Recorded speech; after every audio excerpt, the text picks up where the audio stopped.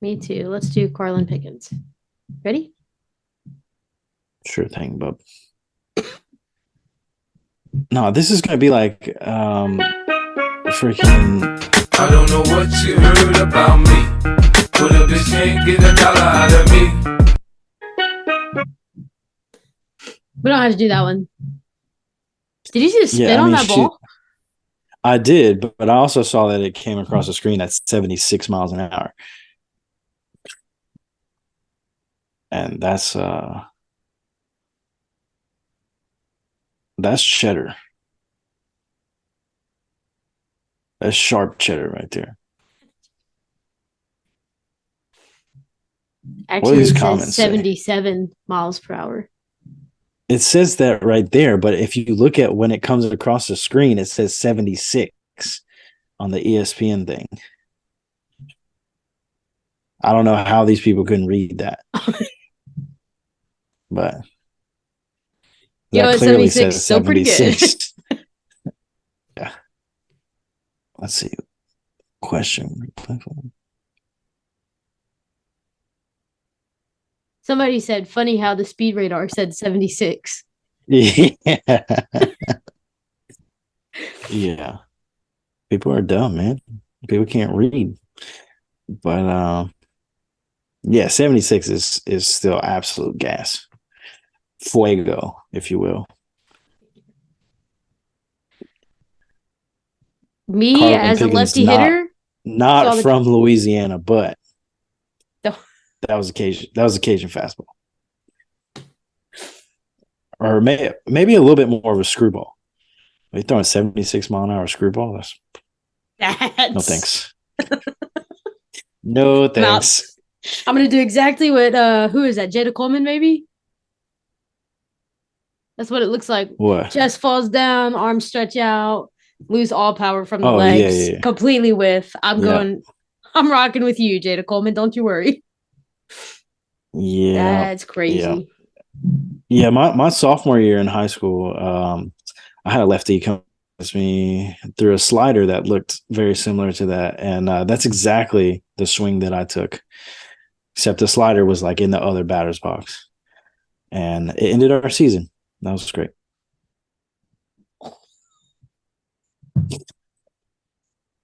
Yep. What I a great memory for you. Yeah, it was in the playoffs, and the moment was way too big for me, and I got really, really nervous because I hate hitting off of lefties. They brought that lefty in specifically to throw to me. That's yowzers. It was against Northwest Rankin. Mm. Yeah, and we had just come back to make it a 5-3 ball game. Somebody one of I think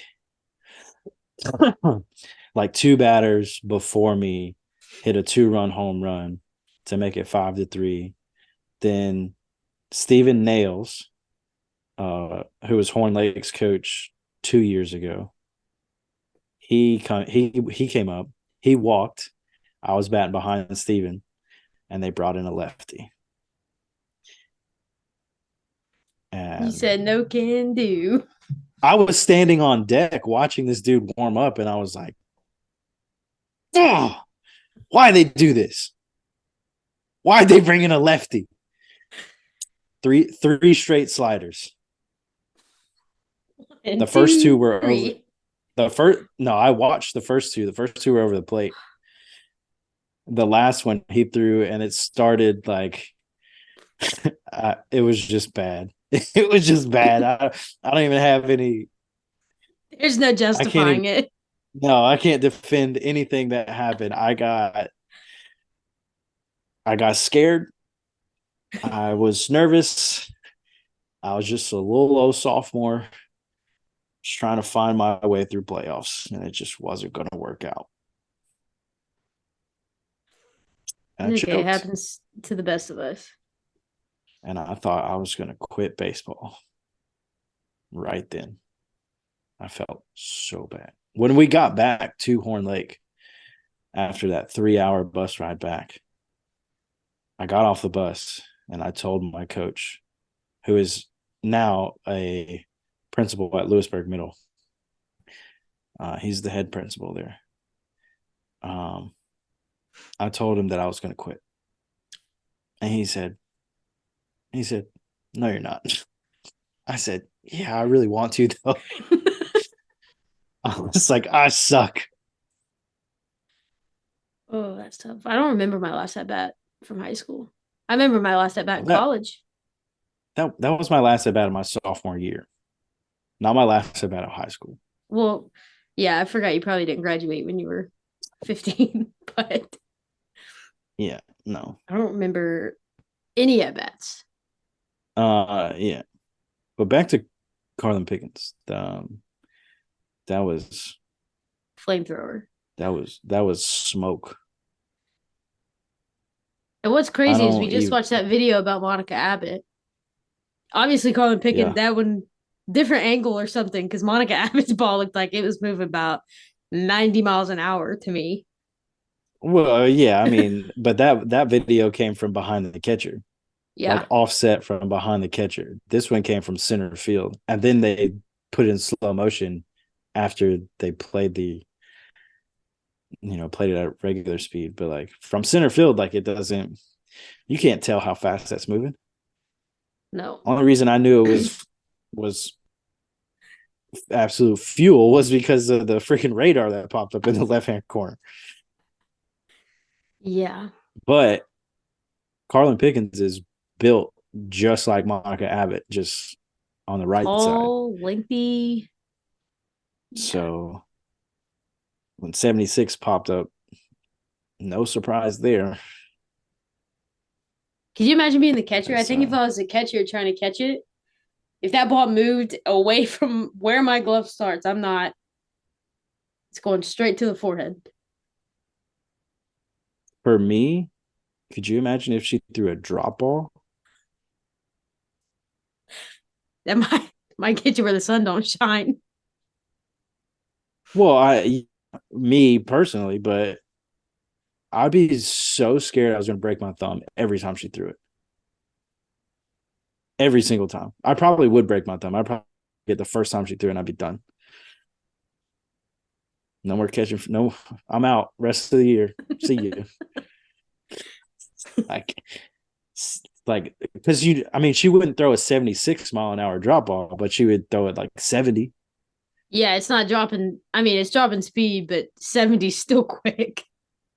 Yeah, that's gas.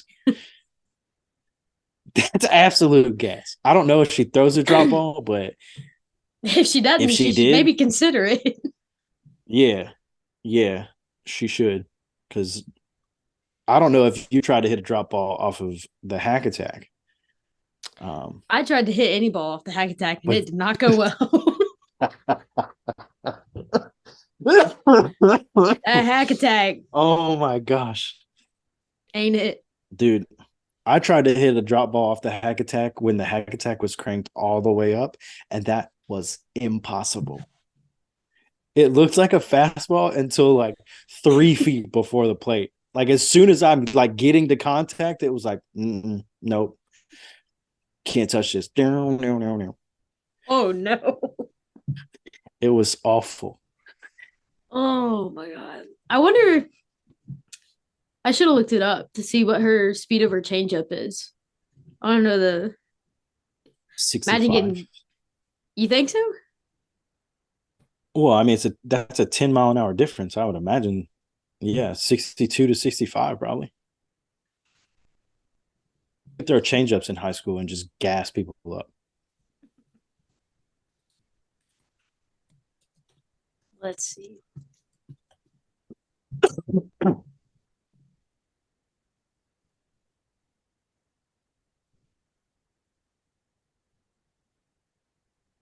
Oh, she does throw a drop ball, apparently.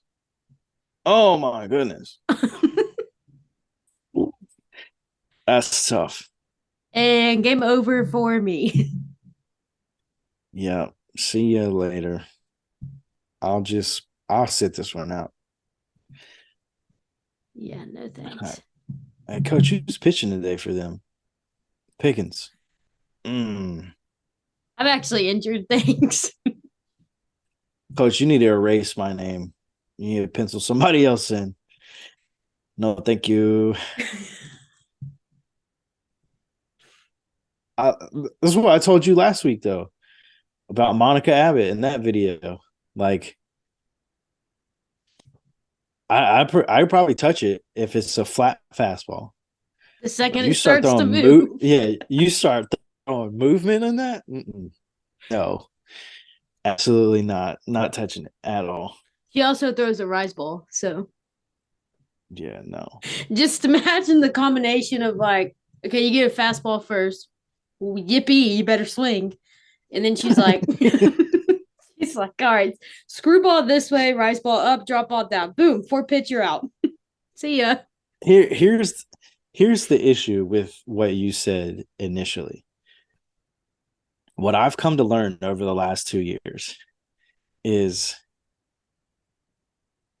if you are a good pitcher and you have velocity, you can throw a fastball. Yeah. But you're not. No. Why would you throw something that doesn't move? Never. Unless Unless you were you're down playing 3-0. yeah, unless you're playing just like some absolute garbage team that you know you're going to overpower just by throwing fastballs. Like there is zero reason to throw something that doesn't have movement on it. When you could just spin it to death and make people miss all the time. Yeah, because in softball, it's from a pitching standpoint, it's vastly different than baseball, right? Like in baseball, I'm not going to sit there and throw, 85 curveballs in a row. My freaking elbow is going to pop out of the skin. Get a little TJ right? going. Right. I'm definitely fixing to rip my UCL in half if I just throw nothing but curveballs. That's not entirely true. You can as long as your mechanics are good, you can throw a lot of curveballs. But generally speaking, I'm not going to do that. I'm going to mix in fastballs. I'm going to throw changeups but in softball, like you don't have to throw a fastball because a screwball, a curveball, a fastball, a rock, they're all the same velocity. They just move differently. So why would you throw the one pitch that's flat? That's the easiest thing in the world to hit. So I'm going to eliminate that. Never throwing a fastball again. Never. I'm going to throw screwballs, curveballs, rise balls. Then I'll mix in a changeup. And if I'm good enough to know how to throw a drop ball, I'm definitely going to throw that one. I think drop ball is the worst pitch to ever have to hit off of. Ooh. Yeah, because it looks like a fastball at the knees. Then you look like an idiot because you're swinging at a ball that's in the dirt. Right. And that's what the hack attack did to me. And I was very frustrated because I can usually make an adjustment in like 3 pitches. 3 pitches, if I haven't made an adjustment, then like I'm just jacking up. I'm not doing what I'm supposed to do. I'm not focusing. I was locked in. And it took me like 10 pitches to finally just touch the freaking drop ball. It's like, bro, this is dumb. Yeah. Hack attack ain't it? No, drop ball is not it. Drop ball should be illegal. I'm being dead serious. It's not allowed. It should be illegal. Yeah. You know what? In fact, everything that's not a fastball or changeup, illegal. Now that would make a very interesting game. Gotta see how well you can hit your spots today. Because if you miss, buddy, you sure are screwed.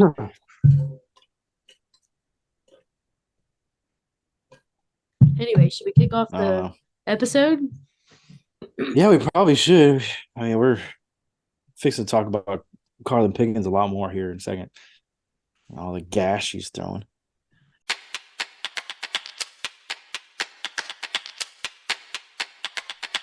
All right. So, welcome back to Yellow Ball.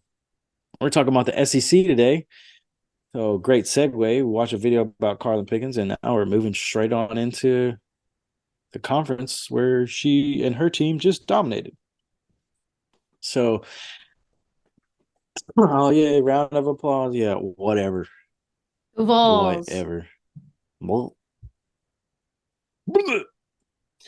Anyway, so finished the regular season with Tennessee on top.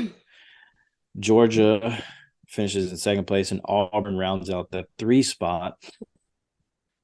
They go into conference tournament, and Tennessee is able to outlast a red hot South Carolina team to take home SEC tournament hardware. That conference tournament was just crazy. I mean, the Pac-12 conference tournament was really crazy too, but you're talking about for the SEC tournament, you're talking about a team that was literally at the bottom of the pack, who was just like, you know what? We want to play. Yeah, we're gonna play now. Let's go dancing. Like, yeah, and it's not like Tennessee, beat them handily. Like they only beat South Carolina 3-1 in the championship. Like South Carolina just decided to get really hot. They just went on a tear during that tournament and really solidified. And they were probably already going to get into the NCAA tournament, but they really solidified themselves as being capable of playing at a high level. So it was really cool to see. I mean, I'm a sucker for an underdog, so I kind of wish South Carolina would have won that, but I know you like the Vols and you were really happy with that result. So that I was.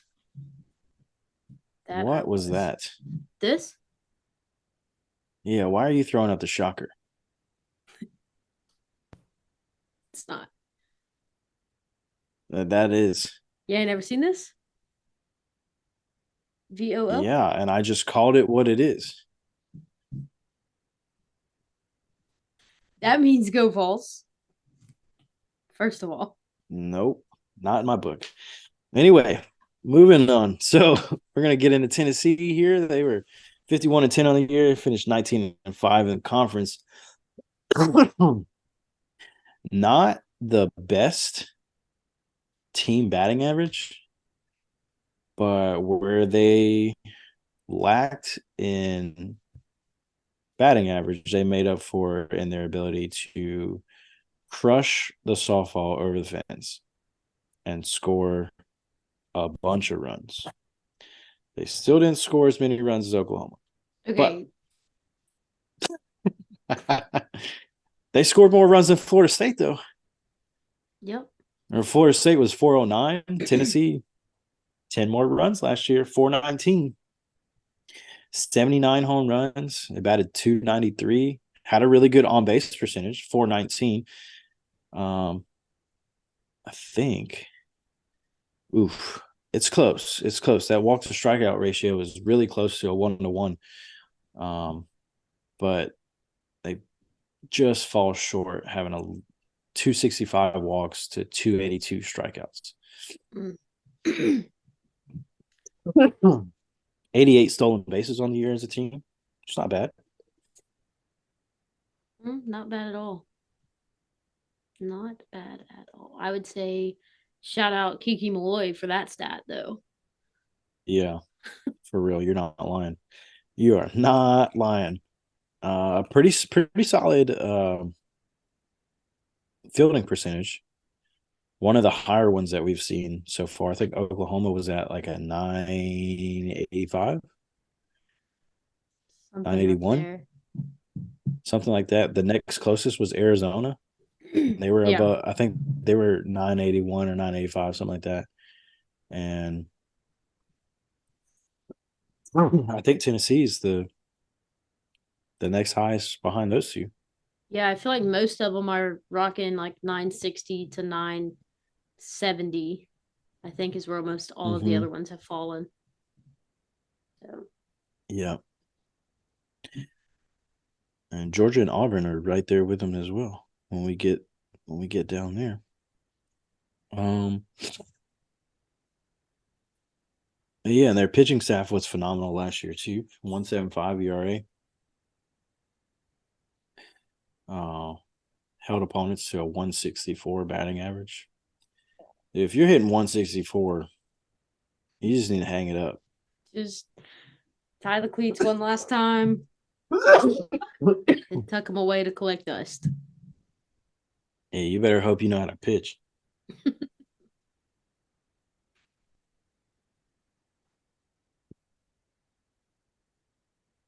Um, yeah, I mean, overall, like as a team, Tennessee performed pretty well. You'd like to see that team batting average a little bit higher. At least above 3 would have been nice.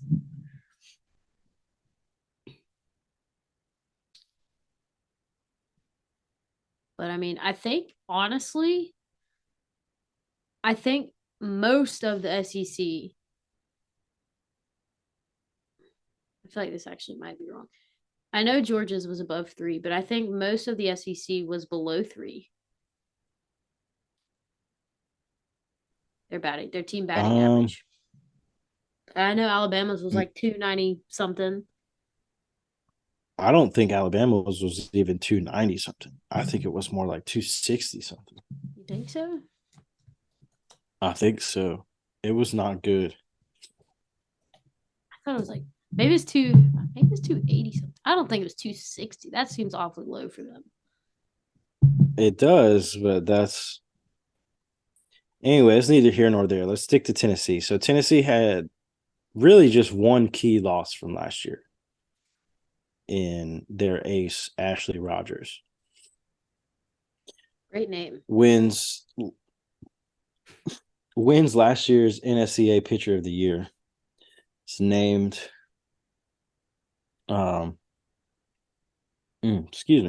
named NFCA first team All-American. She goes 20-1 on the year with a 0.92 ERA. Held opponents to a 134 average. And that was one of 3 20-win seasons he had while she was at Tennessee. That's a pretty significant loss. Yeah, that one's gonna sting. Yeah. I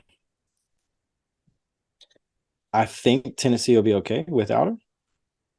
Just because they have a 2 and a 3 who were extremely good last year as well. But you're not gonna replace Ashley Rogers unless you went out and got Jordy Ball or Najee Kennedy. Yeah. But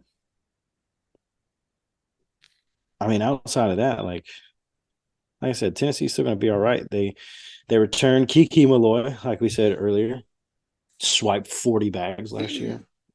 Almost half of their team stolen bases. Yeah. Ridiculous. She's so fun to watch. So fun to watch. Yeah. Well, I mean, because she's a threat on the bases, and she's just got insane power. Mm-hmm. Like, you have a home run hitter or you have a speed demon, and she's both. Like, she's just a freak. She's like Valerie Cagle. Like, she's just a freak.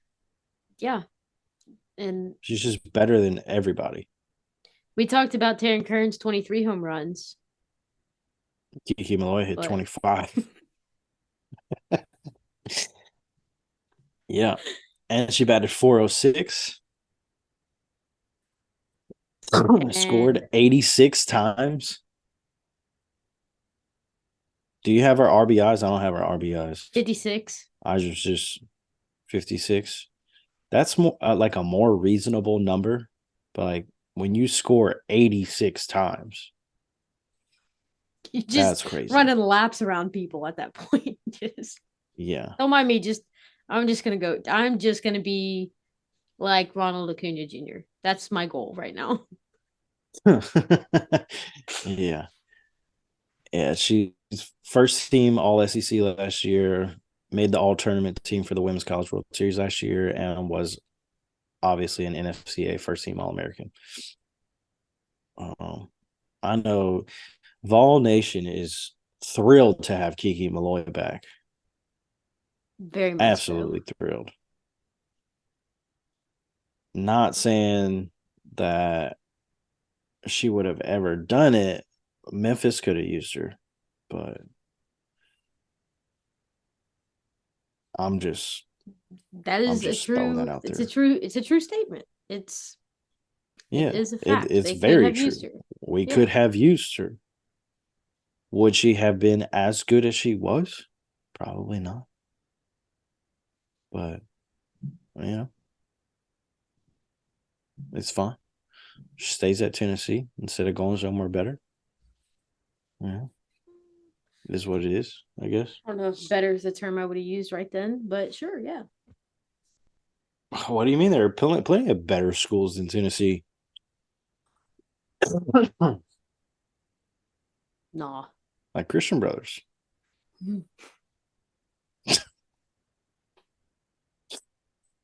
All right, who do you got next?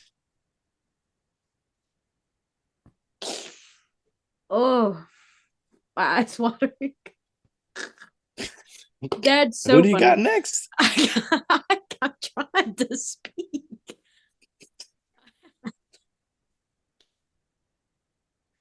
Carlin Pickens, pitcher. Obviously, we just talked about Okay. her. Yeah. Don Fuego. That's right. But So, okay, go ahead. I was just gonna say, throw in absolute gas, obviously, but didn't have the best ERA that she could have, and I think that could have been due to lack of experience in the SEC. To be quite honest, I mean, she was a freshman going out there throwing heat, obviously, but with heat, also you have to be able to control it, and she wasn't the most controlled pitcher.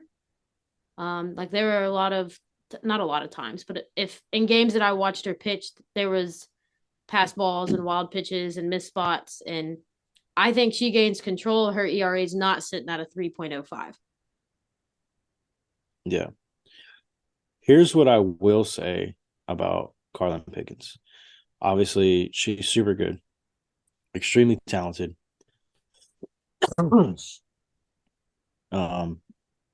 And she was recognized for her talents. She won SEC Freshman of the Year. Despite her kind of average record, mediocre ERA, if you think about her overall record, she was 9-7 last year. Mm-hmm. She pitched against some really good teams. Her only losses came to losses that she started anyway, because I think she picked up some losses in some bullpen appearances. But 5 of her losses came from games that she started, and those games were against Alabama, Texas A&M, Baylor, Arkansas, and Oklahoma. So, like, it's not like she was just, this, wild thing, Rick Vaughn coming in to the SEC and throwing, against, I don't know, freaking Marshall and losing. Like she's going to get up against the best teams in the country with the best players in the country. Most of those teams have players with a lot of experience. Right. She's a freshman. Like, she's still trying to figure it out. And boy, if she figures it out, it's going to be great. Yeah, I mean, I think it's gonna be hard for her to not figure it out because she's gonna get the innings, you know. Hmm. So, all right, next got Peyton Gottschall. Her last name cracks me up. We won't get into that though. We'll just move on. Peyton Gottschall was their number 2 last year. She went 16-2 with a 1.65 ERA. She was first team All SEC. Her only 2 losses came against Arkansas and Florida State. So again, like Carlin Pickens, like granted, Peyton Gottschall had a way better ERA, way better record. Again, her losses come to really, really good teams. So you expect to see her continue that this year, continue to be dominant, and really kind of slide into that role that Ashley Rogers was holding on to last year. Peyton Gottschall is going to have to be your number 1. She's going to have to be your workhorse this year. Yep. And I think she can do it. Who you got? I got McKenna Gibson. All SEC first team. One heck of a hitter. She had one of her best seasons at the plate for sure. Batted .362 with a .514 on base percentage. That's a pretty big jump from batting average to on base percentage. Say your batting average again? .362. Yeah, that's a huge jump. Yeah. I mean, she walked a bunch of times. Yeah. Well, she had 29 walks.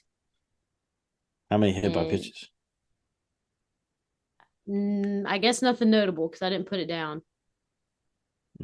So I don't know where She that difference comes in. It had to have been a good chunk. Yeah. I'll have to look at it. That's a huge jump. Yeah. But I mean, like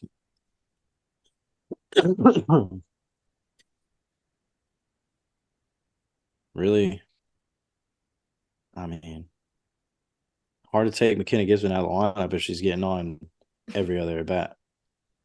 You know? How can you argue that?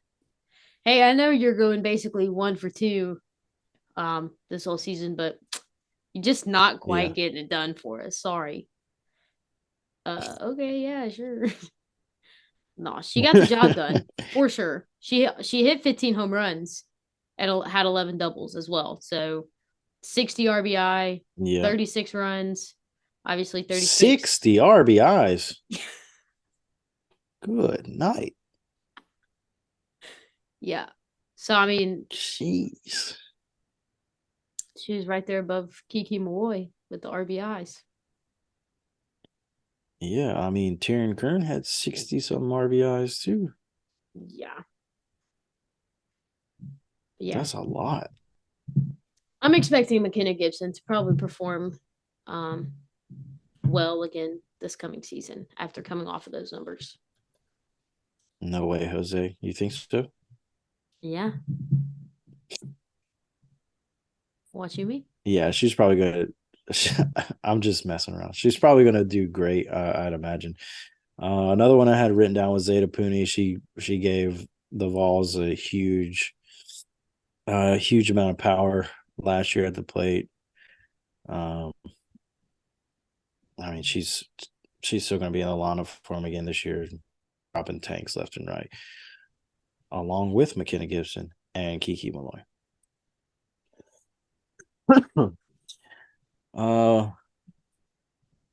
Tennessee hit the transfer portal, and they bring in one from good old Murfreesboro, Tennessee, out of MTSU, and Laura Mueller. Laura Mueller led her team in how many offensive categories? 9 last year. 9 offensive categories. That's insane.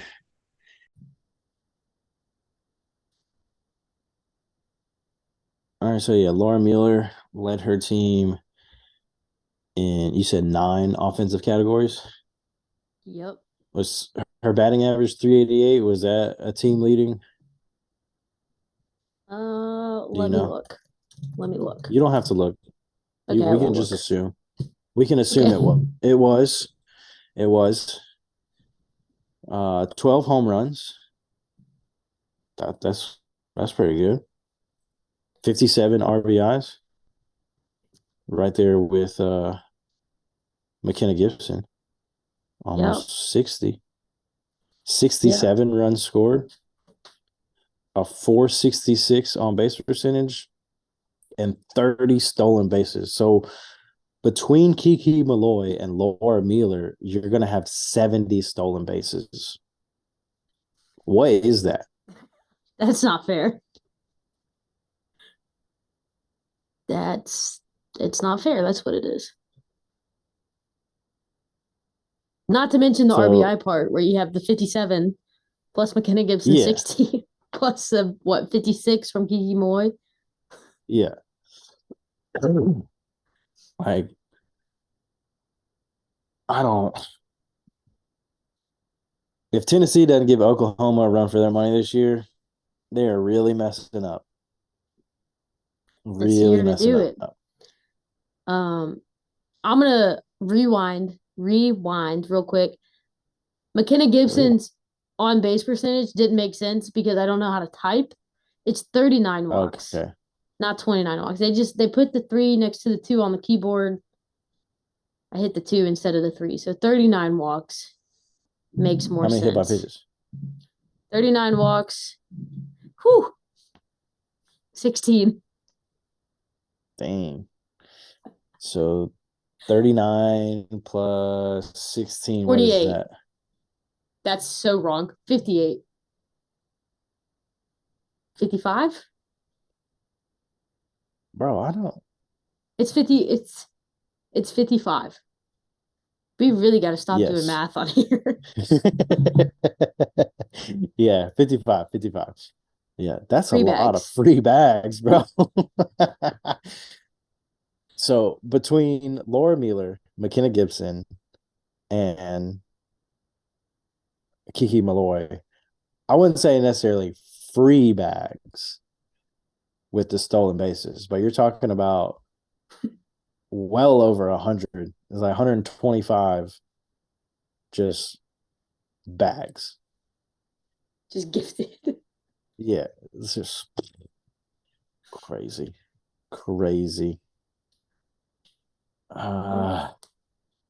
Tennessee also brings in Sophia Nugent from Oklahoma. But Nugent didn't see a lot of playing time at Oklahoma.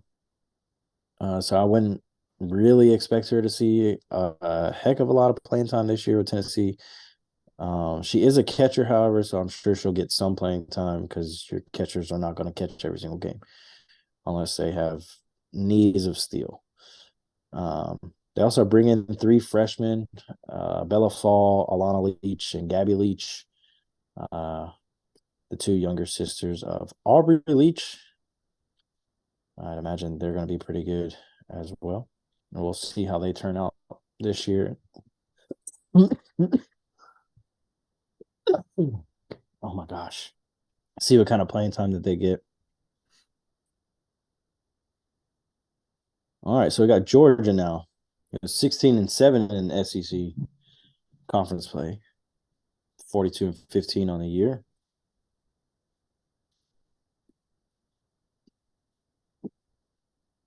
.318 batting average is better than most of the SEC's team. Yeah, SEC most teams in general, unless your name is Oklahoma.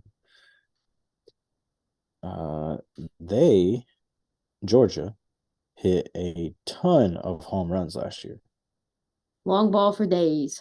Mm-hmm. Yeah, they're no Virginia Tech or Oklahoma, but they're getting on up there with 92 bombs last year. I don't understand though how you hit 92 home runs and you still can't score 400 runs. I didn't write it down. How many runs did they score? 352. So you take out the 90, that puts you not doing that math, that's for sure. What, 260? That's pretty Yeah. close. That's pretty close. Yeah. I think that's right. And that's if the home runs were solo home runs, Yeah. which I imagine they weren't all solo home runs. But what Yeah. exactly? I don't know, man. I don't know how, because like you look at like Texas. Texas scored 370 some runs last year, or right at 370. And Texas didn't hit anywhere near 92 home No. runs.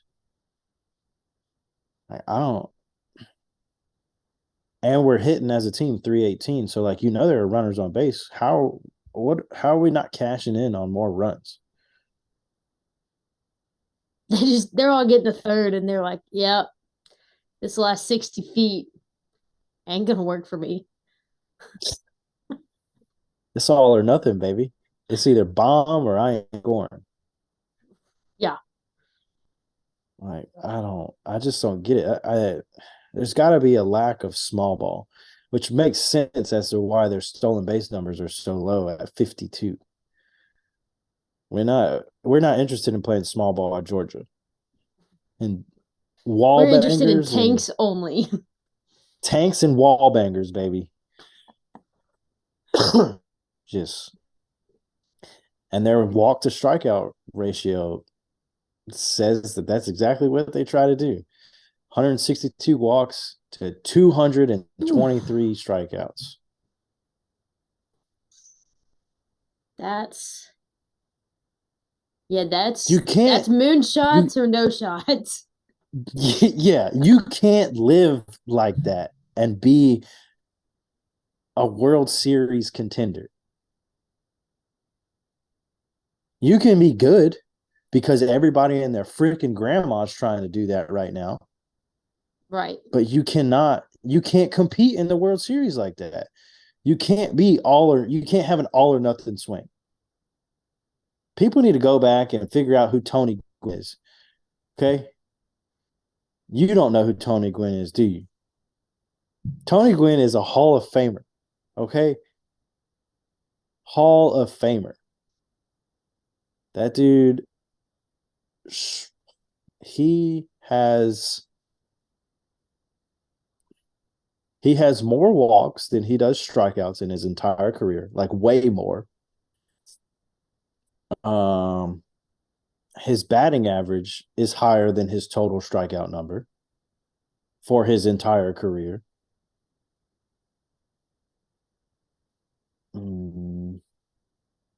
There are some other crazy stats about Tony Gwynn. Like, people need to go back and look up who Tony Gwynn is and his approach to hitting. That dude he just all hit ball what the pitcher gave him, and he just sprayed the ball all over the yard. But you don't nowadays always have power. Yeah, no, like that's why the slapper exists.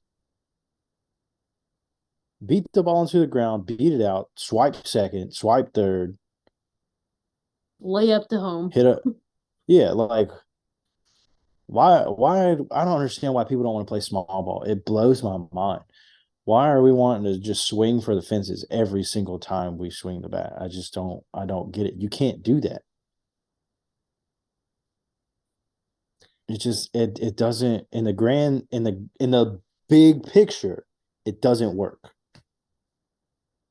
Like when you're talking about long-term success and getting to the next level, winning that championship, it doesn't work. It only carries you so far. Yeah, I mean, like it's going to get you a lot of wins. Obviously, Georgia had 42 wins last year. But a lot of that had to do with Shelby Walters as well. They didn't have Shelby Walters. Look at Indiana. Yep. Look at Virginia Tech. Virginia Tech hit over 100 home runs. And they didn't even finish in the top four, I don't think, in the Mm-mm. ACC. Nope. Like the long ball only takes you so far. And small You ball eats have to people have alive. you have to know how to hit singles and just get on base and find ways to put pressure on the defense so they make mistakes and you score more runs. Blows my mind. Anyway, I'm off my soapbox now. Georgia had a good fielding percentage last year at 972. Team ERA was not very good, 2.43. I mean, in the grand scheme of things, like that's pretty solid. But like when you're talking about again being that top tier program, 2.43 is just not going to cut it. Right. Especially when you're only scoring 350 runs on the year.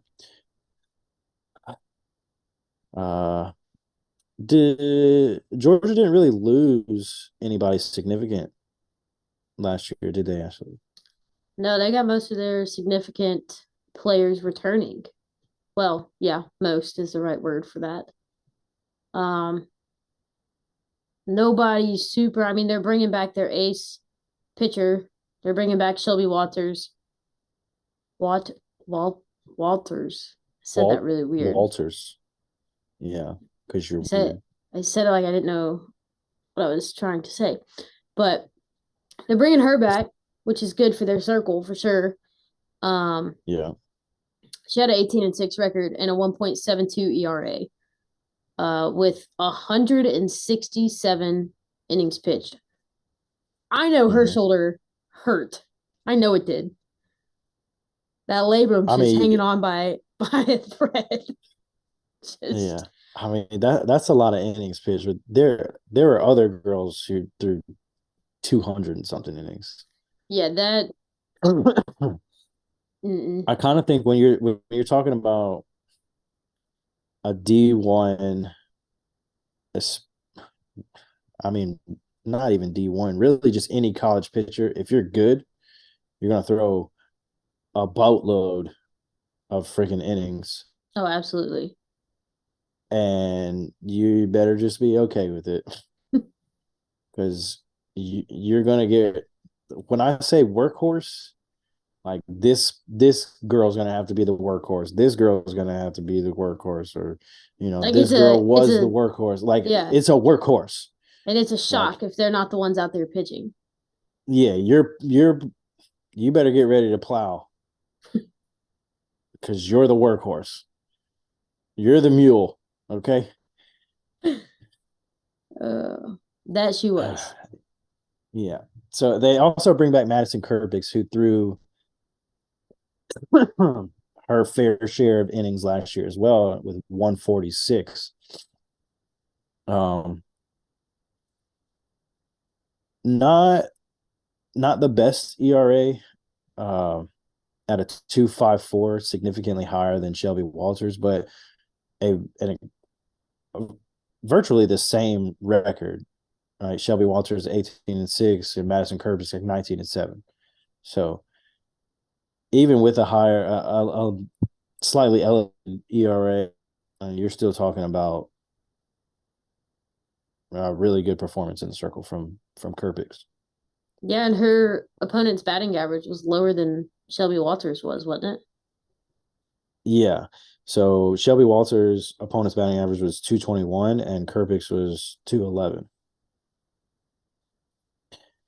So if I'm having to explain why the difference and with the elevated ERA and everything, it's probably because she walked more girls, Yeah. if I had to guess. Because for a pitcher, walks I think are I'm pretty positive. I'm like 95% positive that walks are counted as earned runs because they don't go in the scorebook as an error. They're in like the Right. batter had to earn that walk. So I'd imagine Madison Kerbix gave up a, a fair amount more walks than Shelby Walters did. I bring back Sydney Kuma, You got Sydney Kuma on your list, right? I do have Cindy Kuma on my list. How can you not? She led their team last year offensively with a 379 batting average, had 12 doubles and 12 home runs. 459 on base percentage. That is very nice on base percentage. And she also 49 doesn't sound like it's that impressive, but 49 RBI is still really good. It's really good, but it doesn't sound as impressive after you just talked about people that had 60 and 56 and 57. Yeah, you're right. But I mean, 49 RBIs combined with 41 runs scored, like you're still talking about an athlete who's responsible in some way, shape, or form of over 90 runs for Georgia. So it's pretty significant. Yeah. Who else you got? I got Sarah. I guess it's Sarah Mosley. I don't know if it might be Mosley. I feel like it's Mosley, but I'm pretty sure it's Mosley. Okay, cool. Well, I have her infielder for Georgia. She hit 348 on the season with a 417 on base percentage, and led the team in hits with 63, in doubles with 14, and RBI with 52. And then she also had 47 runs to tack on to that. So she was also responsible for a good chunk of their 300, what did we say, 350 runs that they scored? 352, yeah. 350. So between Sarah Mosley and Sydney Kuma, they're making up about what, half? A third? Yeah. Mm-hmm. Because you got It's a little bit more than a 90-ish. third. Okay, but not quite a half. You got 99 from Mosley, and then 49 plus 41. Let me just grab my calculator. Is that right at? Is that 90? Is that right at 90? Yeah, that's 90. So 99 and 90. So 189 runs. Yeah. I think that. Now I can't do the 189 over 350, but Yeah. I ain't trying to wreck my brain right now. Either way, those two are responsible for a good chunk of Georgia's runs as a team. So definitely. You got anybody else? Nope. I had Sydney Kuma, Shelby Walters, Sarah Mosley.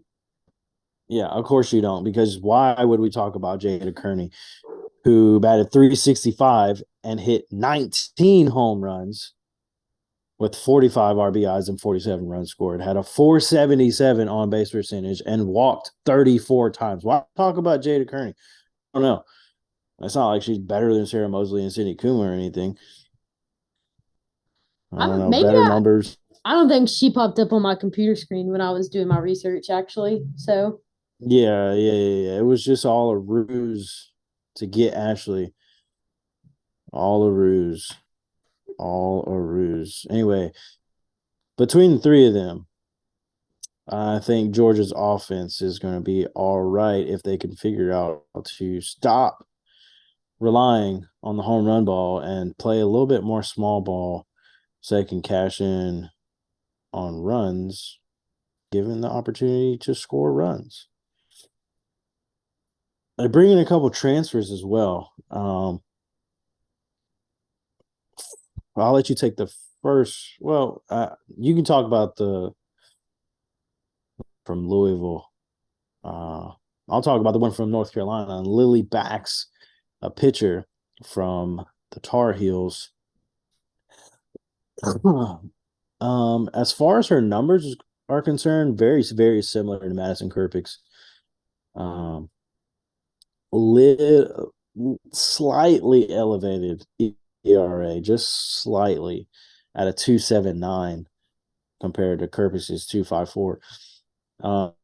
Not ideal, but you're talking about a pitcher who came from a North Carolina team who did not have Gold Glovers and could struggled for runs.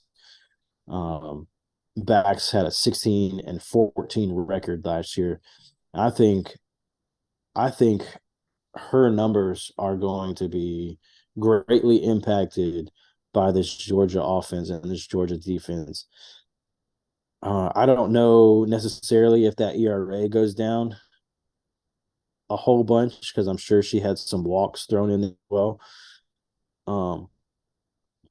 But you expect her numbers to be better with Georgia versus with North Carolina.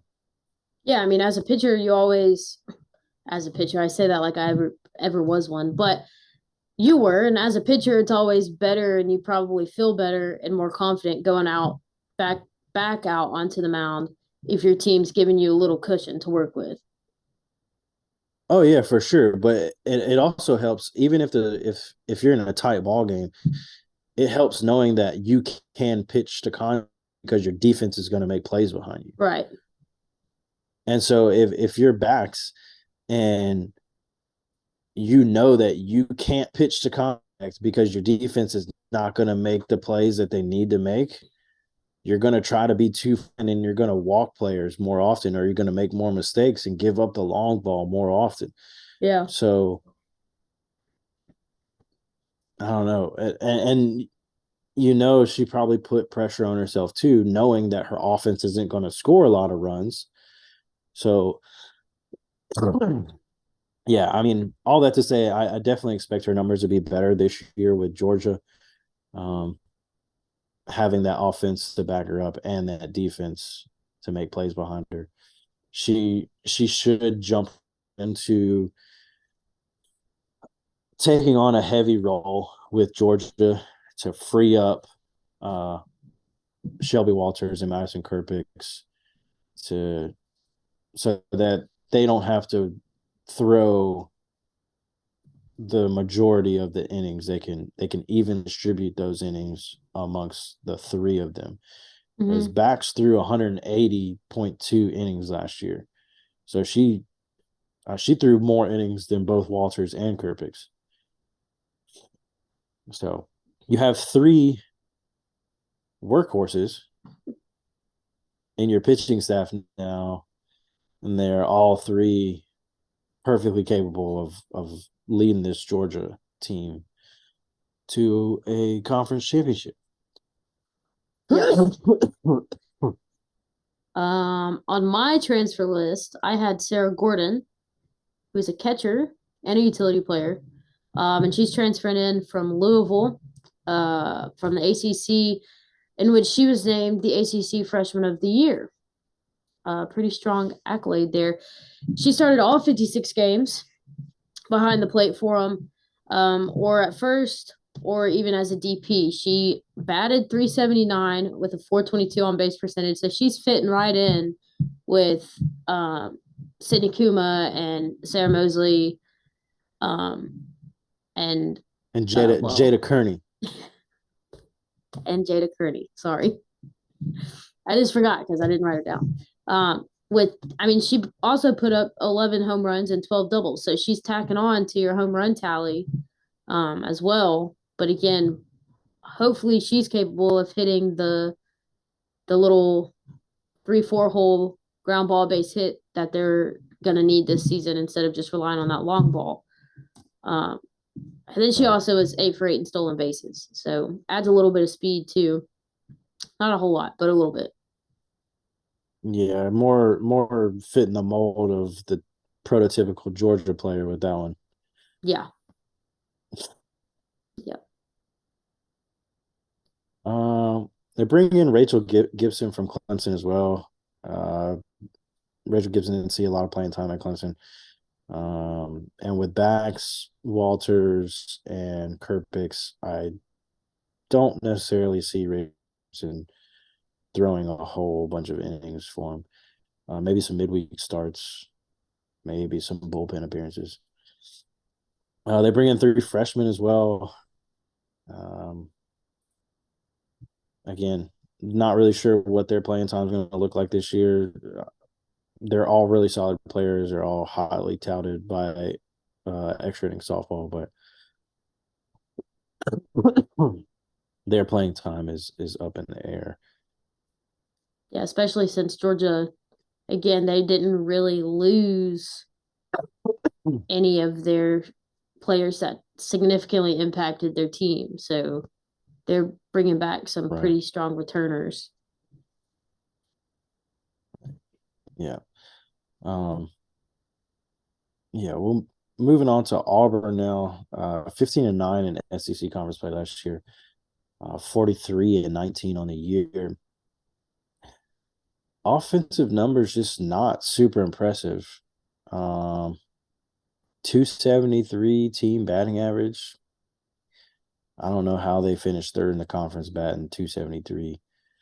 64 home runs. That's good power production, but it's not like it's not really eye-opening.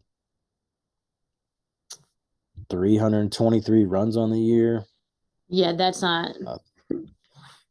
What are we I doing? What are you doing? was just hanging out. 368 on base percentage. That's like one of the grossest on base percentages I've seen thus far. They had 95 stolen bases though. So when they got on base, they're putting themselves in position to score.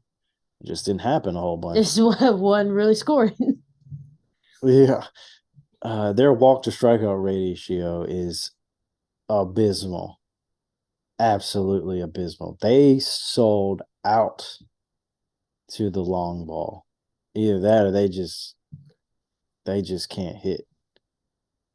Well, They had 212 walks to 303 strikeouts.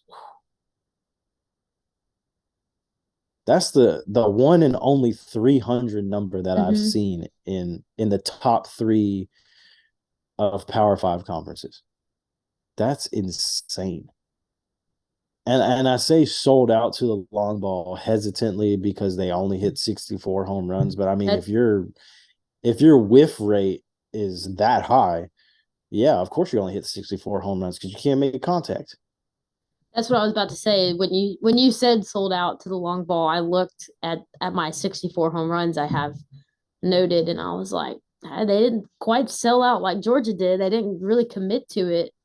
Instead, it was almost just like they kind of hoped when they touched it, that's what was going to happen so that they could at least produce some of those runs that they got. Because, I mean, they're 273 batting average with 303 strikeouts.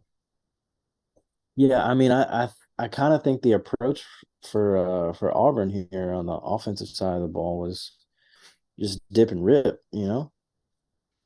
Make sure you get the right bat angle to touch the ball. dip that back shoulder and just hopefully we get a rise ball because that's the only ball that we're going to hit, swinging up at everything. Drop ball, no, not touching that, not at all. Yeah, I don't know. Their third place finish kind of. I feel like it should have been a different team, but I'm no guru, I'm no softball guru. I'm no baseball guru. I played a little bit of college ball, I was a two-way guy, for my freshman year. I could hit a little bit, batted well. I like to think I know hitting.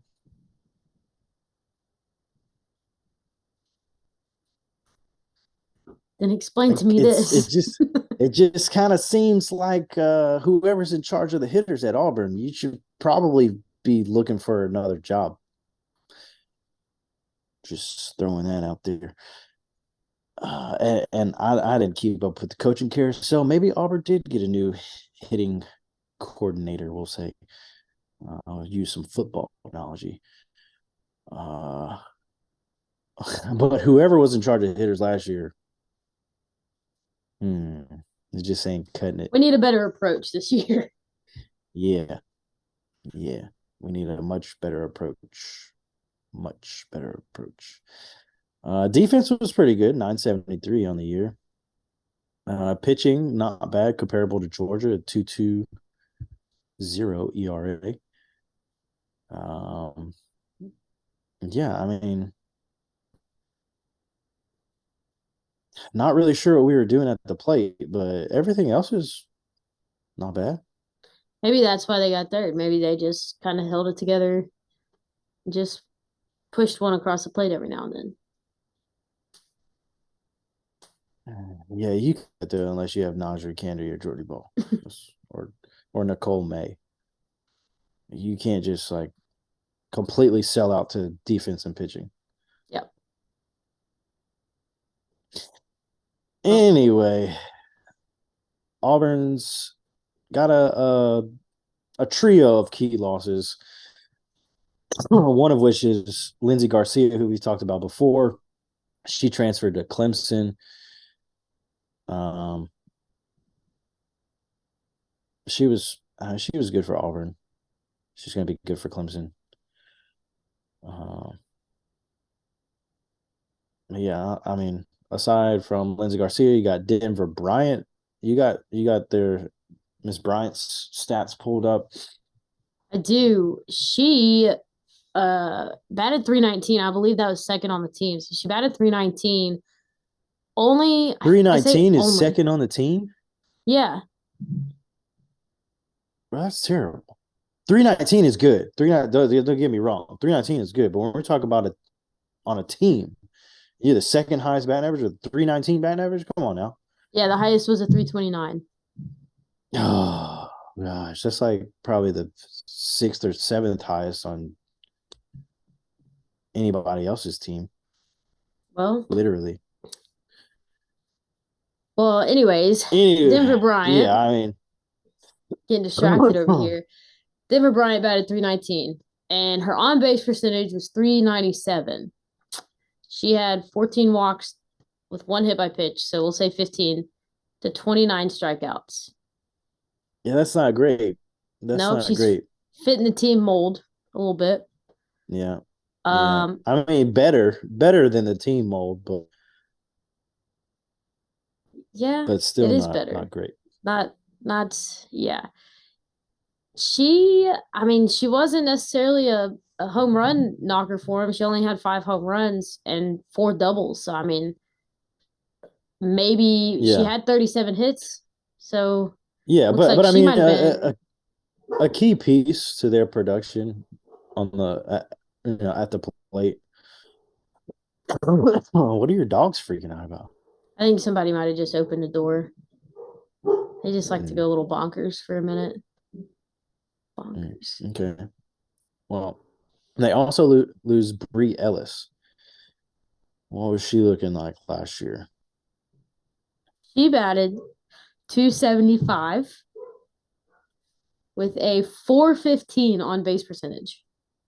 Okay, so on base percentage is looking pretty stout. Yeah, she had 32 walks and 7 hit by pitches.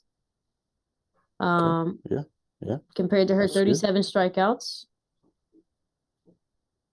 Higher walk and hit by pitch ratio to strikeout, but whatever. And had 14 home runs. So, and with 8 doubles. There we go. Yeah, she was kind of huge power piece. Yeah, huge power piece for them. Kind of a little bit sold out to that home run approach. Moonshot game.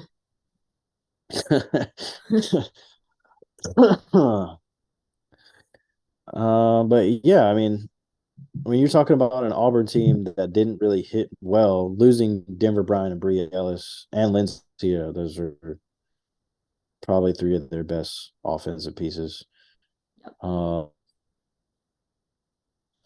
But they do return their ace from last year in the circle, Maddie Penta, who went 27-7 last year with a 1.33 ERA through 220 2/3 innings with 303 strikeouts.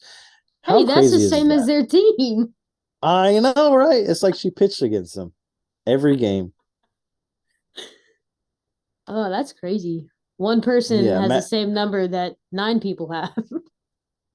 that's embarrassing, honestly. Anyway, Matty Pena wins first team All SEC honors last year, SEC Pitcher of the Year, and NFCA first team All American. Um, gotta love if you're a Tiger, you gotta love having Maddie Pena back. I mean, she's literally the reason that you finished the season as well as you did. Right. They bring in a couple transfers. They got Amelia Leck from Maryland, who kind of fits the mold again, batting 285 last year, a little bit better, but not, I mean, not where you would like to see your hitters. You want to see them up or above that 300 line.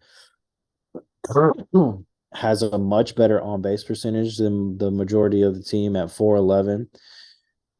Sold out to the home run with 16 home runs last year. She's going to fit right in with this Auburn offensive approach, that's for sure. Yeah. And you have one more transfer to talk about. Yeah. Their other transfer in a Wallers, Wallers. Yeah, we'll say Wallers. I'm not sure how to pronounce it. Yeah. If anybody could give us some insight into how to pronounce this name, it's WAOHLERS. We're going to say Wallers. Something like that. But she, to me, does not fit the Auburn mold and instead fits into her own little mold as a transfer coming into to Auburn. I did that earlier. She batted 364. She's coming in from DePaul. Is that how you say that? Yeah, I've always said it wrong. But she's coming in from DePaul. She batted 364 for him last year with the on-base percentage of 446. Now we're talking. Much better numbers. Yeah. Yeah. Much better numbers. 15 doubles and 12 home runs. Looking much better. She did have 38 RBIs and 34 runs herself. So those are great numbers, and I'm glad Auburn picked her up. I will say I'm a little bit concerned that Auburn's going to try to push her to that Kiki Malloy 25 home run number, and she's going to greatly suffer in every other offensive category. Yeah. When they need to just kind of let her stay consistent with where she's at. Let her just cruise on through. Yeah. Hopefully they don't do that. Hopefully they let her keep doing her thing and hit the way she knows how to hit, because if they do, that'll be a huge benefit for the Auburn Tigers for sure. That aside, they bring in 5 freshmen, one of which is Maddie Pence's little sister, Mariah Penta. Again, you imagine that they're all, highly talented on extra inning softball. They're SEC freshmen. They're going to be good, but as far as playing time is concerned, still up in the air about that one. All right, so other notable players. This is probably going to be a much more extensive list than what we've talked about for other conferences, because the SEC, one, has a crap ton of teams and thereby a crap ton of players. Crap ton of good players. Yeah. So, do you want to go or do you want me to go? How do you want to do this? You can do one and then I'll do one. Okay. I'll start out with Aaron Kofel from Kentucky. Just crazy numbers. Like not quite Taryn Kern or Kiki Malloy, but like pretty close. Yeah, pretty close. She batted 440 on the year with 19 home runs, 55 RBIs, runs scored. She had a 629 on base percentage with 64 walks. Mind you, Aaron Kofel also played for the women's national team. So she's an outstanding softball player. Just a phenom.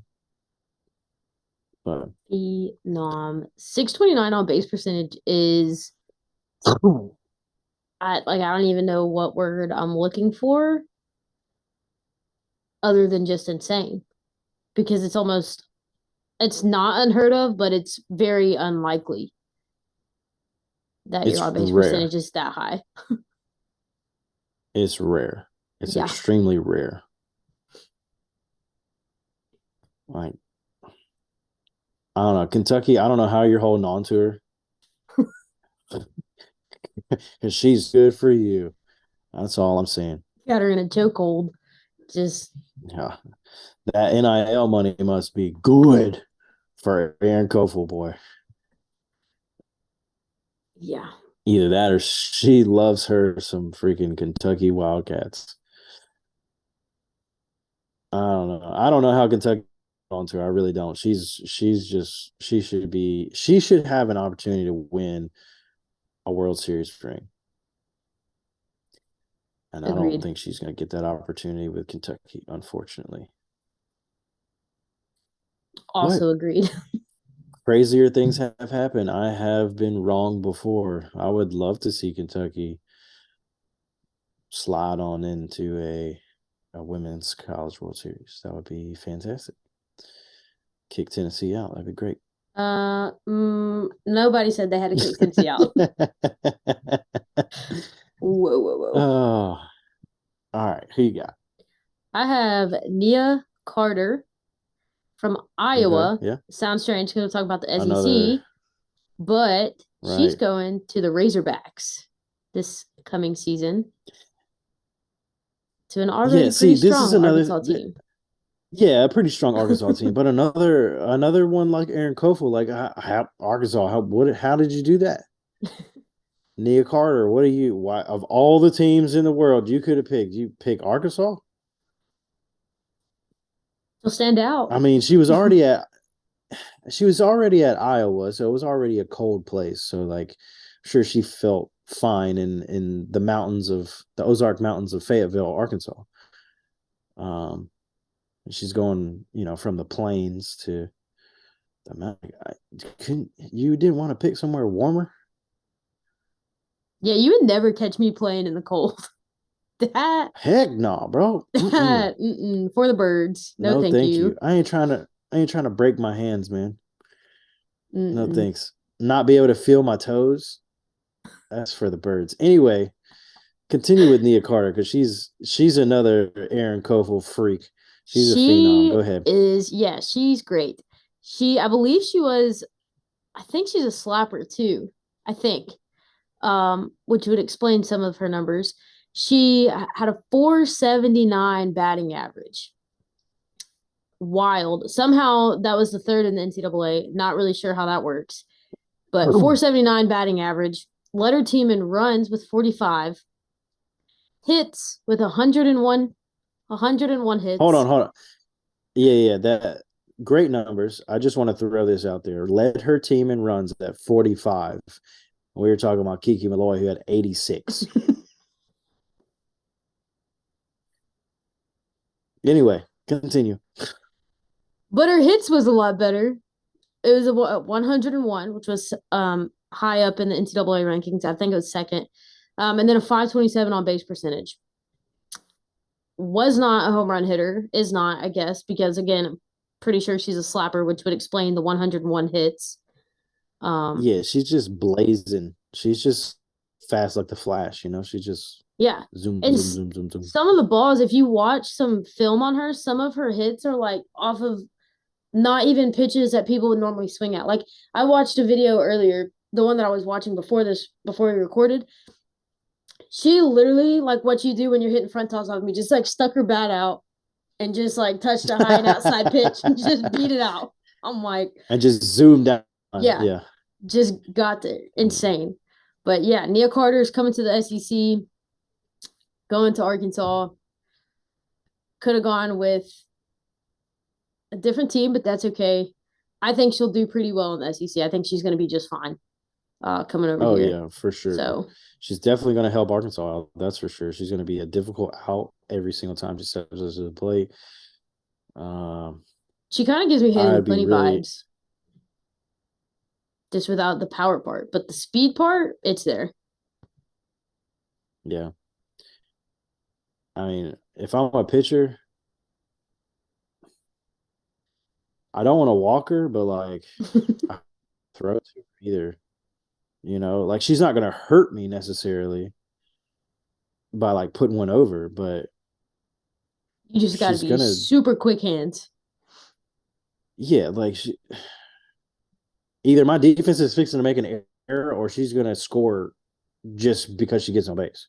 Yeah. And that's, as a pitcher, that's super frustrating because there's nothing you can do about it. That sucks. just let them run the circle around you and be like, all right, well, I'll see you when you come back around the next time.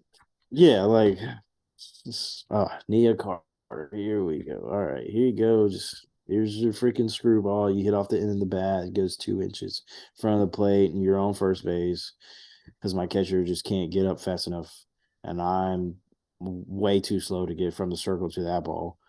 My third baseman, you know, she can't play right in front of the plate because then you're gonna slap it into her freaking grill, and she's gonna lose all her teeth. So that 2-inch ball she hit in front of the plate, she can't get to that fast enough either. And yeah, it's just I know that's gonna go through every pitcher in the SEC's head every single time she steps to the plate. Yeah.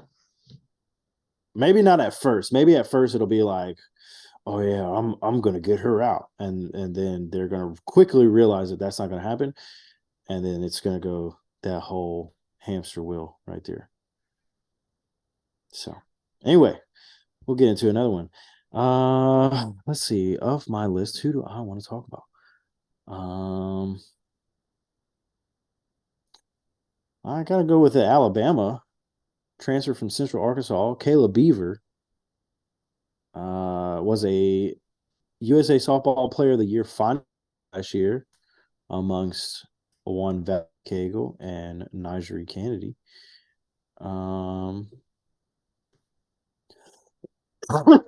It's 27 in the last year with a 1.15 ERA.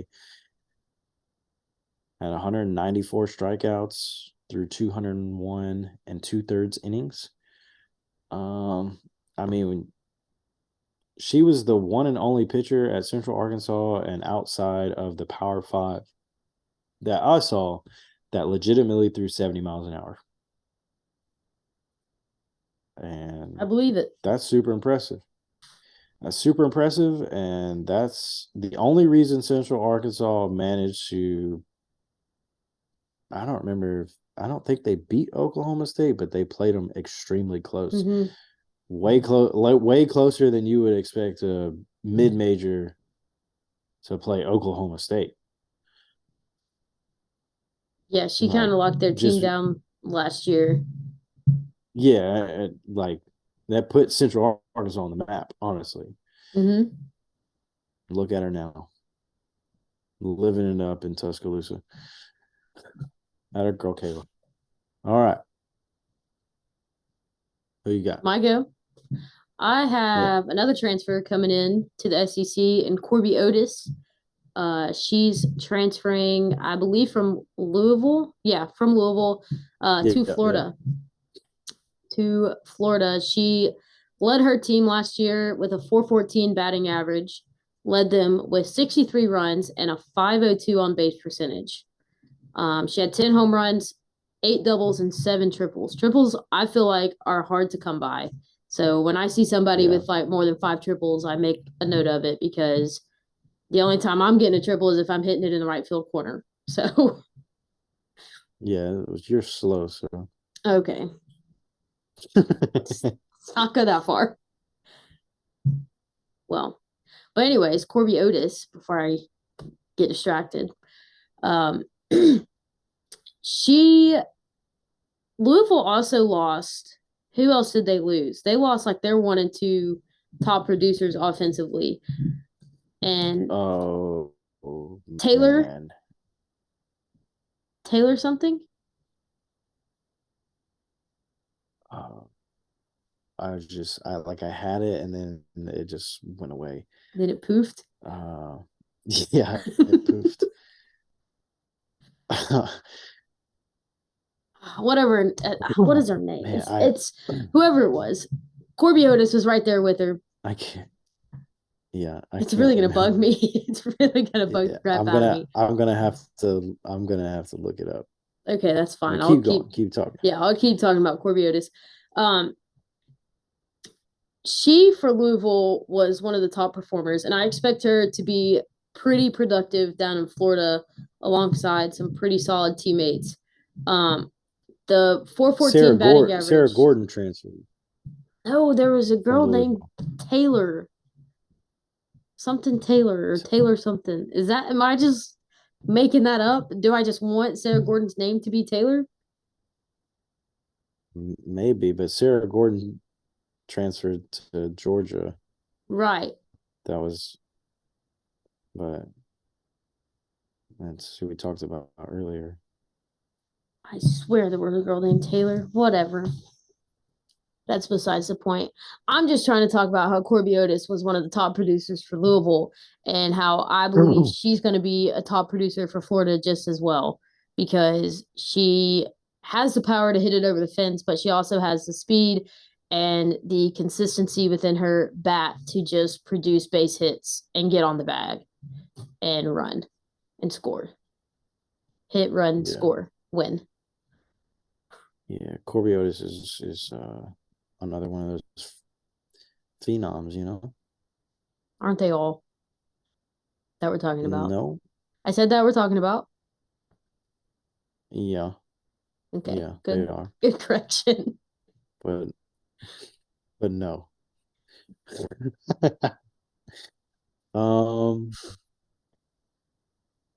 Yeah, you got another one? Go ahead. I mean, I do. Do you not have another one? Oh wait, no, you don't because you forgot to list her. No, I have 3 more actually. But well, you should go because I only have one more. Okay. I got Sydney Berzin, LSU's ace. She's back 14-8 on the year last year with a 1.91 ERA. 127 strikeouts through 143 innings. I mean, giving LSU a really good chance to win ball games every game last year. So I expect to see more of the same. Continue to be a workhorse for them. Continue to plow those fields. Be the mule, in the circle. The workhorse. Workhorse is the word of the day. Horse. Yeah. Hashtag workhorse.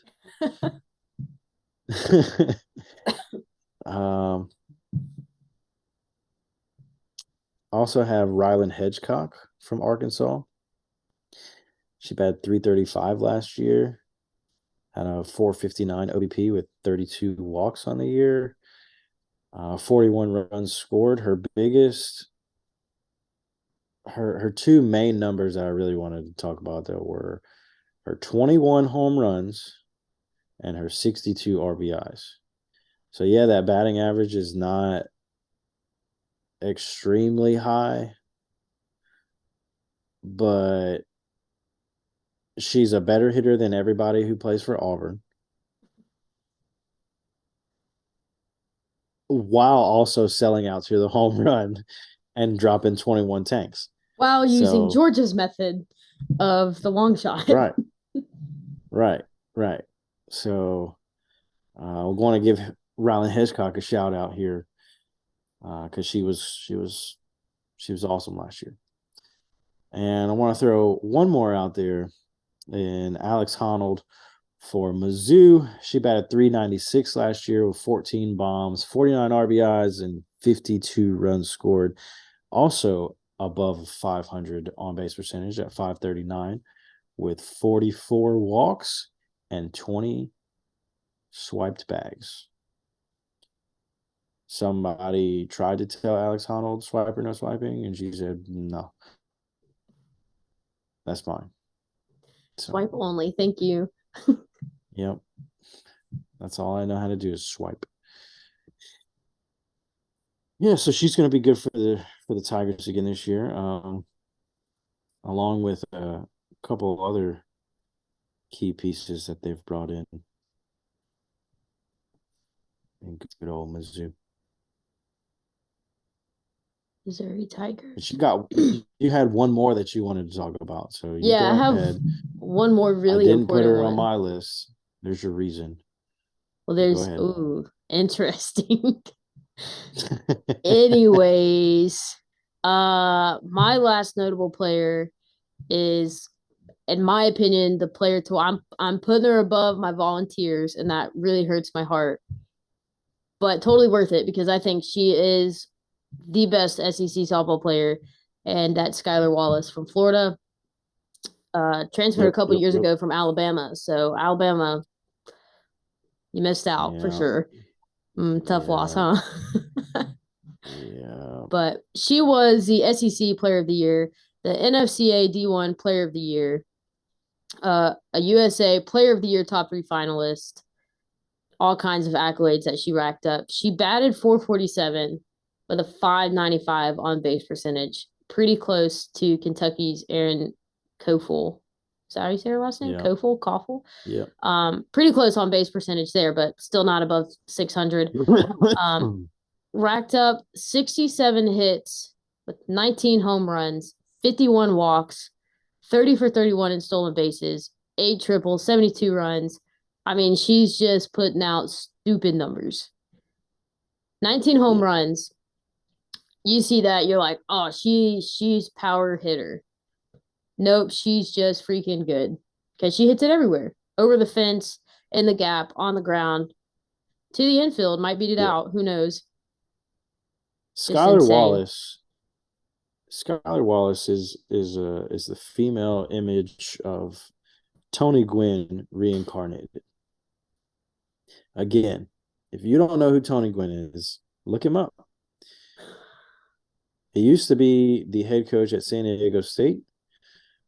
Prior to that, he played for an extremely long time in the major leagues for the San Diego Padres, one of the worst teams in the major leagues. But all that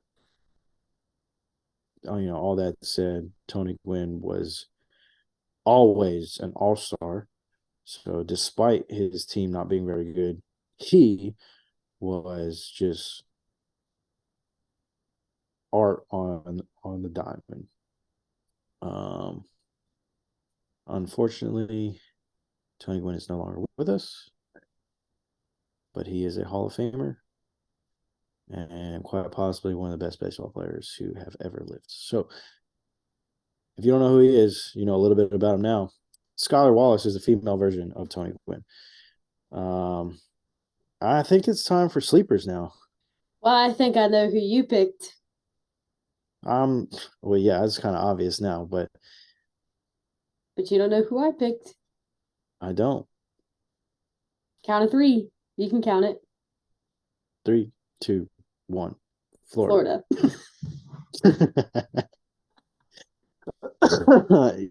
So that's why I didn't put Skylar Wallace.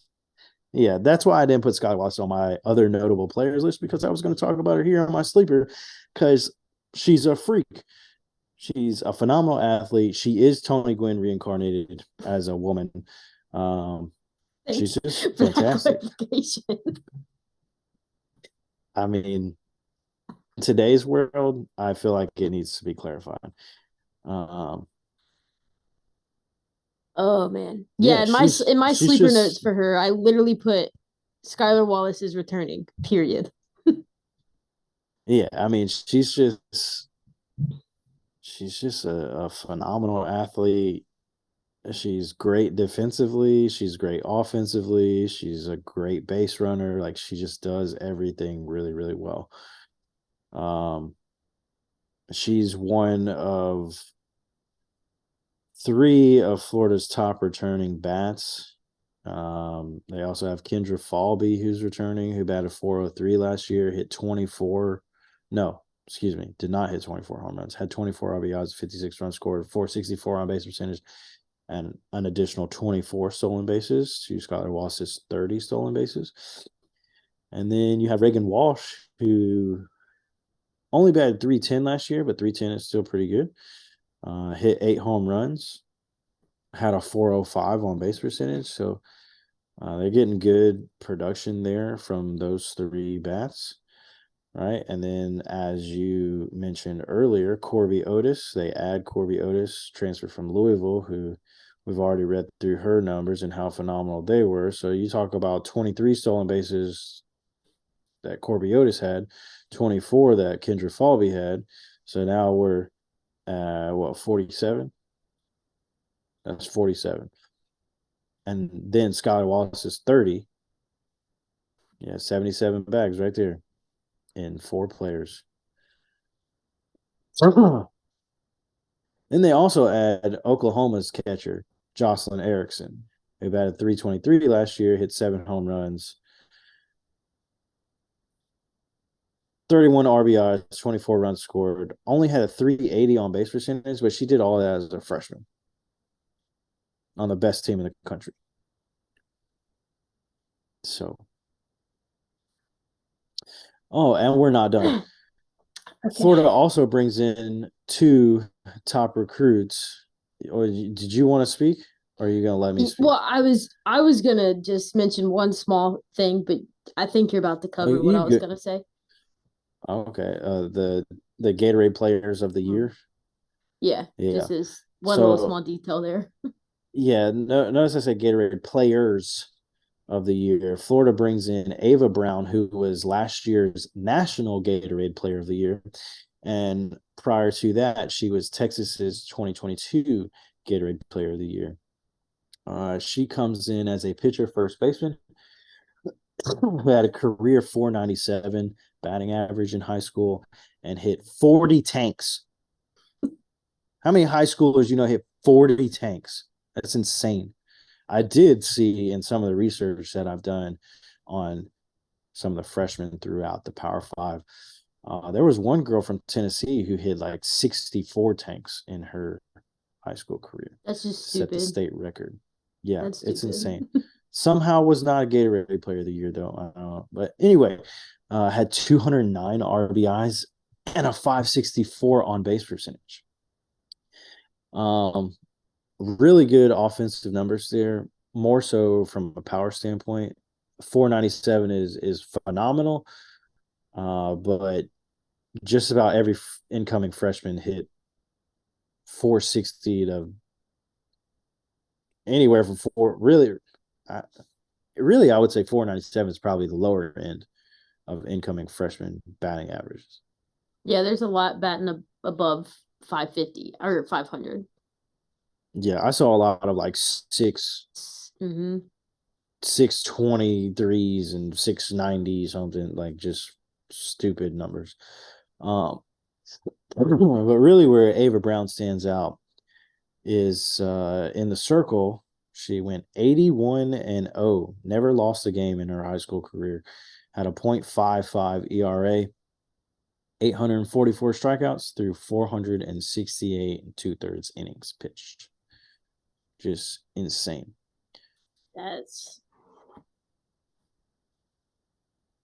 Well, how do you think it feels to just be the team or the batter going up against her? Really the team knowing, oh, okay, yep, she's got a 65-0 record. I'm sure we stand a chance today. Like what? Right. Yeah. I mean, I don't know. I'd be like stepping into the box against, I don't know, who's one of the greatest pitchers of all time. For me specifically, as a male athlete. former male athlete. I don't know. That'd be like me stepping into the box against freaking Nolan Ryan. I do know who Nolan Ryan is. Yeah. Good for her, though. Good for Ava Brown. Yeah. But we'll Billy Mays it here. And wait, there's more. They got another Gatorade Player of the Year in Keegan Rothrock, who hails from Indiana. She was last year's Indiana Player of the Year and the 2021 Indiana Gatorade Player of the Year, and managed to beat out Ava Brown in 2022 for National Player of the Year. So 3 years in a row, Keegan Rothrock was recognized by Gatorade for being just a phenomenal athlete on the softball field. Similar offensive numbers to Ava Brown as Keegan Rothrock comes in also as a pitcher first baseman. I'm getting all choked up now. That's great. I love it. It's just such crazy numbers. You don't know how to react. Yeah.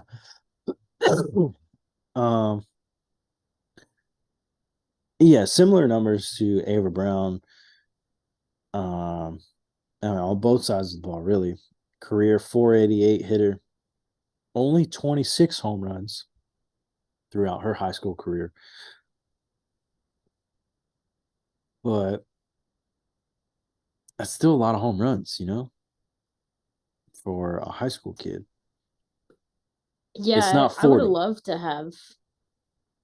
I would love to have 10 home runs in high school. So yeah, I think I probably had 3, but I also had over 400. But I wasn't hitting 6 something like these crazies are. These crazy Power 5 freshmen. Yeah, Keegan Rothrock brings a lot more to the table in a circle. Was 77-4 during her high school career with a .45 ERA.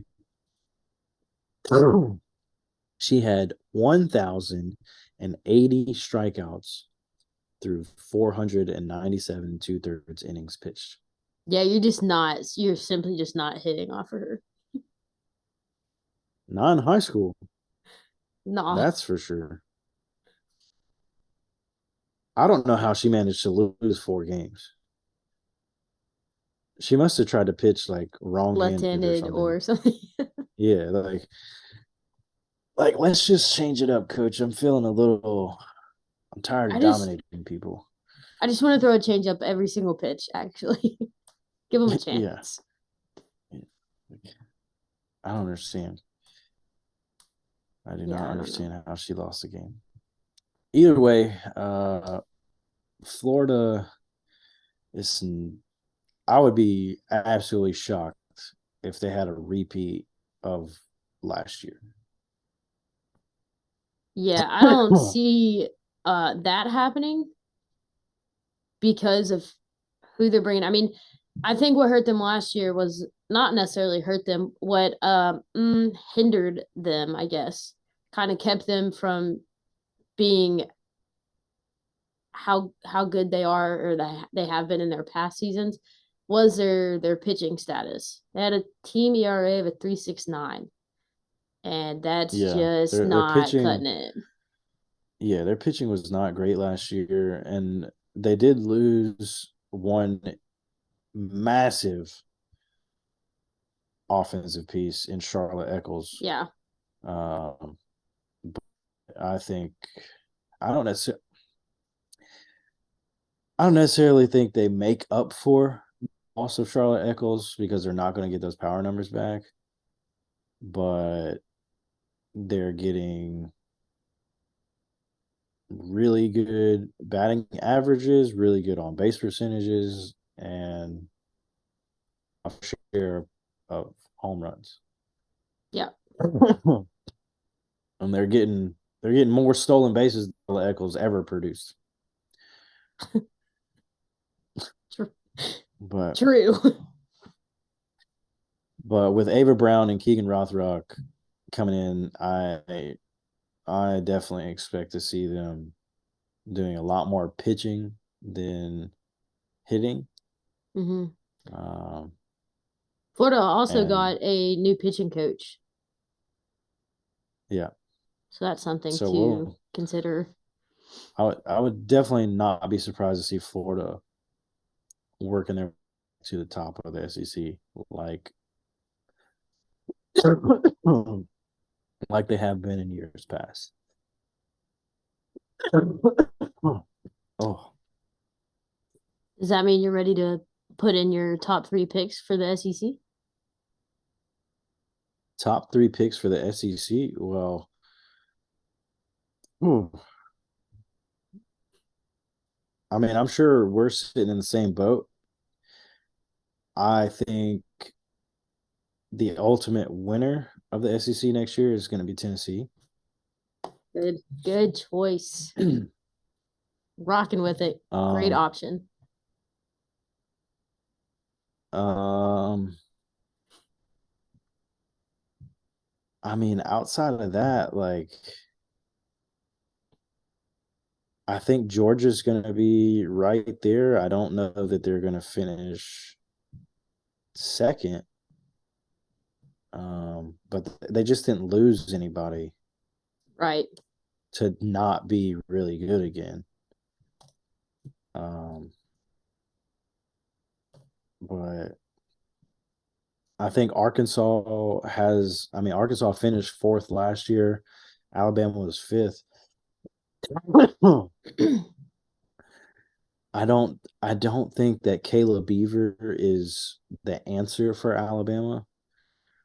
Kayla Beaver is really good, and I think she's going to drastically improve their pitching staff. But I don't really think Alabama had an issue with pitching last year. It was more so hitting. They were not able to hit the ball like they typically do, and I don't really think that they went out and got pieces to put themselves in a position to score more runs more often. I think Arkansas did.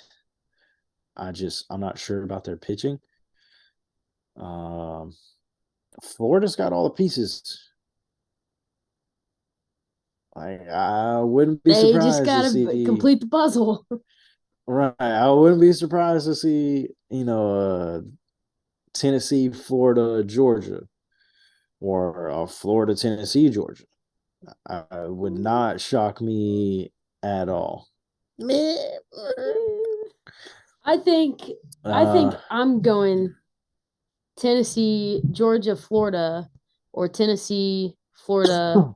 I really don't like Georgia, so I just don't want to be second or third. Um, I I'd be cool with the Tennessee, Florida, Arkansas, Alabama, Tennessee, Arkansas, Florida, Alabama. It's just gonna depend on if if Alabama's bats they cannot show like they did last year because that was yeah, pretty boo boo. yeah. Alabama's got to do a better job at the plate for sure. Um, and with Auburn, since we're just kind of skipping over Auburn, I just don't think Maddie Penta is like she's really good, and she's the only reason Auburn was as good as they were last year. But I don't see her being the answer to all of their prayers Yeah. for another season. Um. Anyway, that's just how I feel about it. Yeah, But I think I guess my hot take is that Florida's not finishing in the bottom half of the SEC. It's not gonna happen. yeah. Florida, please don't let me down. Very confident in that statement. And I mean, you can't rule South Carolina out either after what they No, did in conference tournament, and just they bring in 2 Gatorade players of the year. themselves. Mizzou brings in one or two Gatorade Players of the Year as well. Not that Gatorade Player of the Year is like the end all be all, but like it is a pretty high honor big to deal. get that. Yeah. Yeah, it's a pretty big deal. So, but yeah, my hot take today actually has to do with the Ole Miss Rebels. I there's a lot of investment being poured into Ole Miss softball right now. They're like currently um, their stadiums being rebuilt, their facilities are being rebuilt to bring up the standard of the facility to match that of some of the higher caliber teams in the SEC. I would not be surprised when in a few years they start making some noise in the SEC. They have an entirely like all of their assistant coaches, all of them are new. They bring in some transfers. Yeah, they bring in some transfers. Courtney Day from Texas, Jaden Pone, Delaney Rummel, Ryan Starr, and Brianna Lopez. They're trying to make some moves to bring up the level of that program, and so like I said, and maybe 3-4 years, I wouldn't be surprised. I wouldn't be surprised to see Ole Miss making some noise. Interesting.